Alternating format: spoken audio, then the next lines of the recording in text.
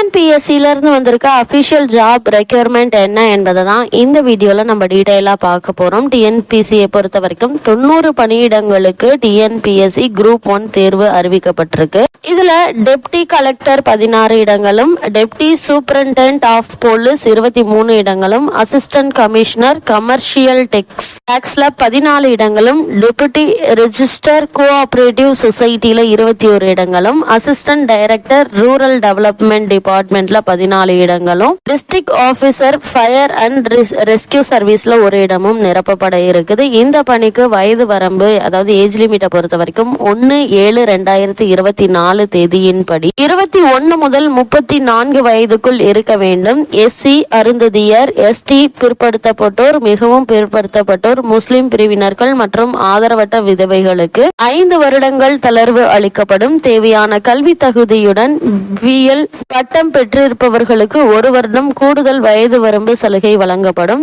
குவாலிபிகேஷனை பொறுத்த வரைக்கும் ஏதாவது ஒரு பாடத்தில் இளநிலை பட்டப்படிப்பை முடித்திருக்க வேண்டும். டிஎஸ்பி ஃபயர் சர்வீஸ் பணிகளுக்கு விண்ணப்பிக்கும் ஆண்கள் குறைந்தது 165 சென்டிமீட்டர் உயரமும், பெண்கள் 155 சென்டிமீட்டர் உயரமும் இருக்க வேண்டும். ஆண்களுக்கு மார்பளவு சாதாரண நிலையில் 86 சென்டிமீட்டரும், விரிவடைந்த நிலையில் 91 சென்டிமீட்டரும் இருக்க வேண்டும். சம்பளத்தை பொறுத்த வரைக்கும் தமிழக அரசு விதிமுறைப்படி வழங்கப்படும். முதல் நிலை தேர்வு பிரிலிமினரி எக்ஸாமினேஷன், பிரதான தேர்வு மெயின் எக்ஸாமினேஷன், தமிழ் மொழி திறனறியும் தேர்வு, நேர்முக தேர்வு ஆகியவற்றின் அடிப்படையில் தகுதியானவர்கள் தேர்ந்தெடுக்கப்படுவார்கள். இந்த பணிக்கு கட்டணம், அதாவது தேர்வு கட்டணம் முதல் நிலை தேர்வுக்கு ரூபாய் 100, பிரதான தேர்வுக்கு ரூபாய் 200. இதை ஆன்லைனில் செலுத்த வேண்டும்.